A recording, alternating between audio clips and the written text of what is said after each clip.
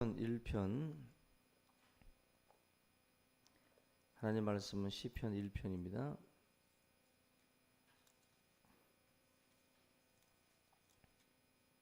일 절 말씀부터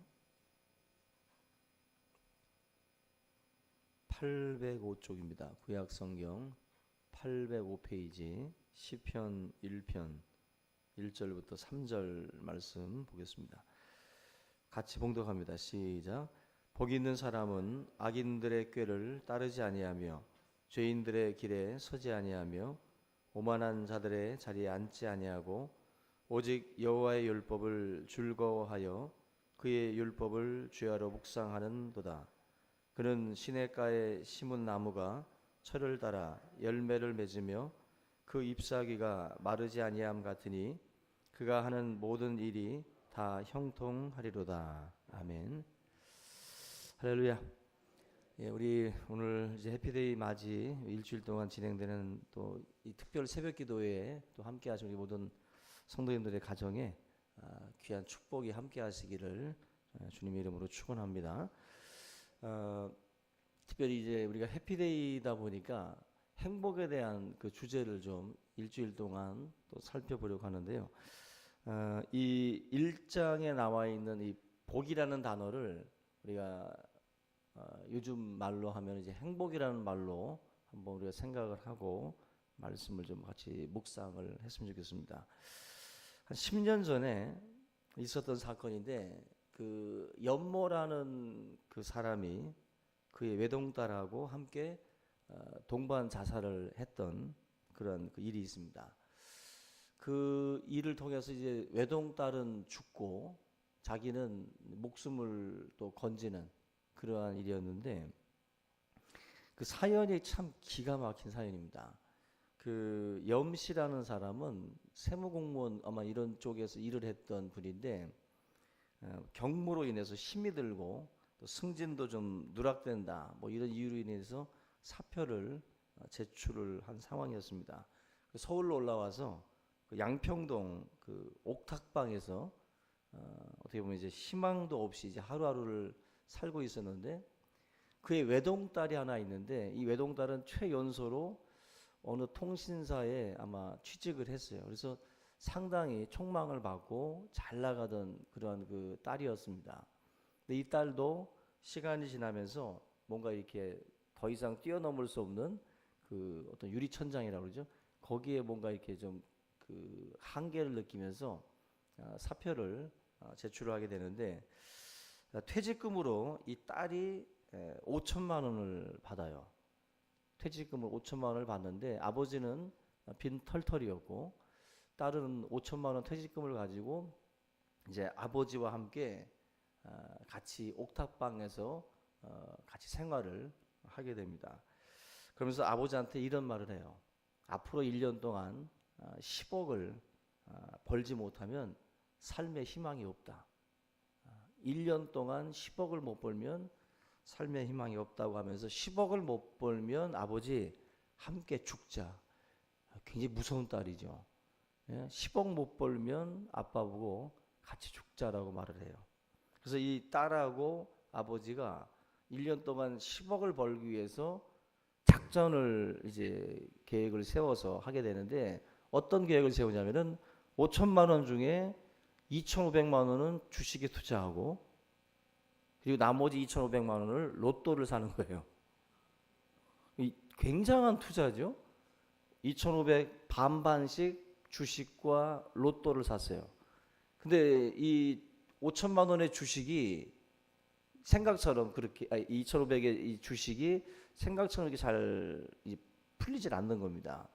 근데 그런 상황에서 나머지 2,500 그 로또를 샀던 그 부분은 150만 원 정도 받을 수 있는 3등 정도 그 아마 그 상금을 2번 탔다고 그래요. 기회봤자 뭐 한 많이 받아봐야 300 정도 되는 거죠. 2,500 투자해서 300 정도밖에 못 건진 거예요. 주식은 폭락하고 결국 딸과 아버지가 1년 동안 10억 못 벌면 같이 죽자고 했기 때문에 이 딸이 먼저 목을 매서 목숨을 끊습니다.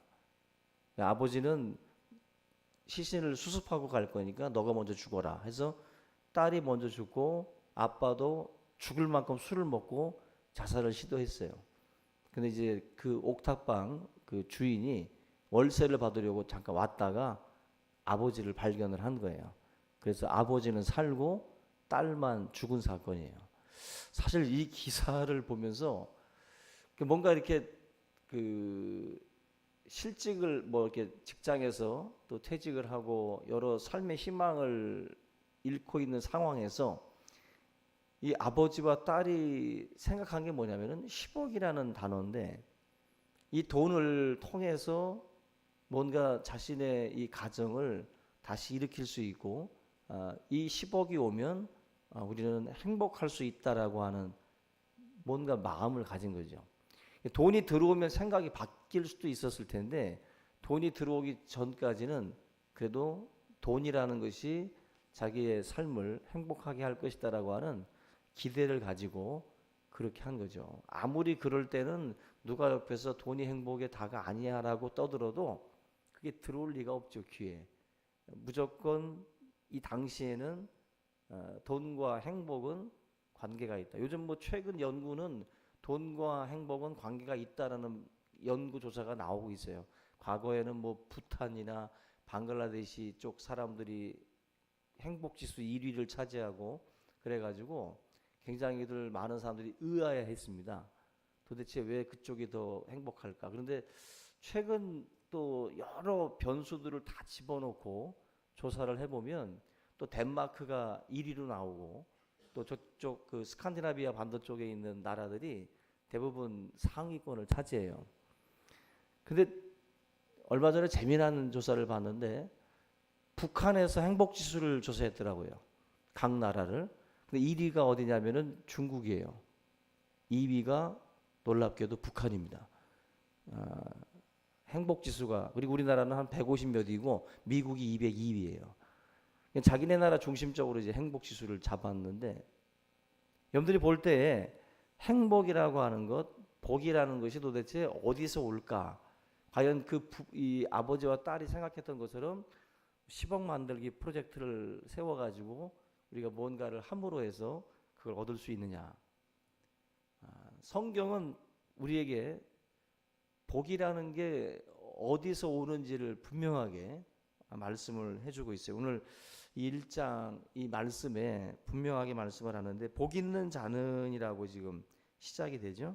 근데 그 복이 있다는 말 이게 지금 행복한 자라는 뜻과 같은데 먼저는 뭐라고 말씀하냐면은 1절에 악인들의 꾀를 따르지 않고 죄인들의 길에 서지 않고 오만한 자들의 자리에 앉지 않는 것 이렇게 먼저 말씀을 합니다.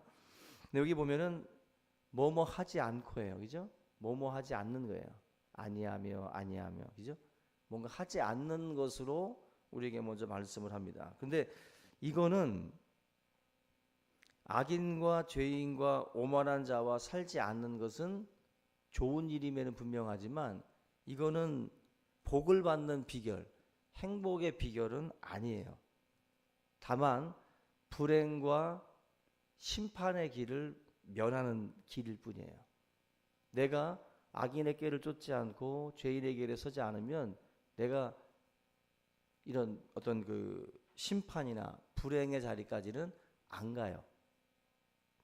굉장히 소극적인 측면이에요, 이거는. 그러니까 우리가 신앙생활을 해도 뭐 나 술 안 먹어, 나 담배 이제 안 해, 나 이제 도박 안 해, 나 이제 거짓말 안 해.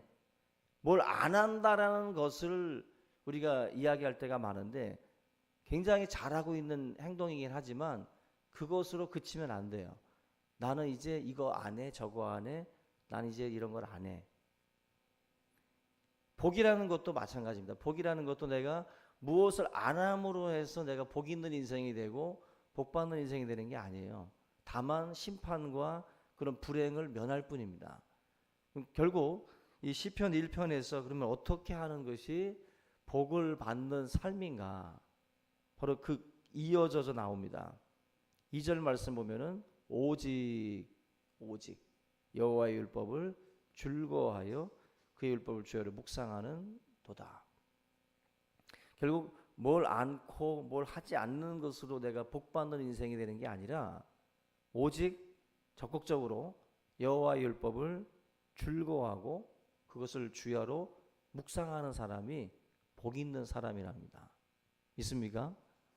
우리가 이걸 구분을 해야 돼요. 우리가 신앙생활이라는 게 소극적인 측면만 자꾸 강조해가지고 내가 뭘 안 하는 것으로만 만족하고 그것으로만 그치면 안 되고 적극적으로 나가야 돼요. 여기 보면은 여호와의 율법을 즐거워한다. 근데 이 즐거워한다라는 게 놀라운 힘이 있는 게 애들이 게임이나 아니면 뭐 축구나 뭐 이런 거에 뭐 완전히 그 빠져들게 되면요. 즐거워하게 되면 밤낮이 없어요. 밤낮이. 밤낮 없이 게임하고 밤낮 없이 축구 보죠. 새벽에 중계하는 것도 보고. 그죠? 즐거워하는 사람들은 밤낮이 없어요. 여기 보면은 여호와의 율법을 즐거워해서 이 사람은 율법을 주야로 묵상한대요. 주야로. 그러니까 하나님의 말씀을 너무 즐거워하는 거예요. 하나님의 말씀을 읽고 그 말씀이 주는 그 교훈을 너무 재밌어하고, 그래서 이 시편에 보면 하나님의 말씀을 사모하는 자들을 표현할 때 말씀이 내게 송이꿀처럼 달달하고 말씀을 해요. 너무 맛있으니까 주야로 그걸 책임질을 하는 거예요. 오늘 저와 여러분들이 진정한 복은 밤이고 낮이고 구별하지 않고 이 하나님의 말씀에 사로잡혀 살아가는 거예요. 그때 우리의 인생이 정말 복 있는 인생이 됩니다. 우리가 이걸 찾잖아요. 어떻게 하면 행복할까? 어떻게 하면 복 받을까? 여러분들 그 비결을 성경이 말씀을 해요. 그러니까 하나님의 말씀을 막 즐거워하며 그 말씀에 사로잡히시기를 주님의 이름으로 축원합니다. 그래서 오늘 이 말씀을 통해서 저와 여러분들이 말씀 묵상 속으로 들어가셔야 돼요. 하나님의 말씀 안으로 들어가셔서 음식보다 더 맛있는 게 하나님의 말씀이고 은과 금보다 더 귀한 게 말씀이다라고 할 정도로 그 말씀을 주야로 묵상함으로 오늘 이 시편의 말씀처럼 우리 모든 주의 가정들이 이런 복 있는 그런 가정이 될 수 있기를 주님의 이름으로 축원합니다. 오늘 우리 말씀을 함께 붙들고 간절한 마음으로 기도할 수 있길 바랍니다. 우리 주기도문 하시고 우리 각자 통성기도 들어가도록 하겠습니다. 하늘에 계신 우리 아버지여, 이름이 거룩히 여김을 받으시오며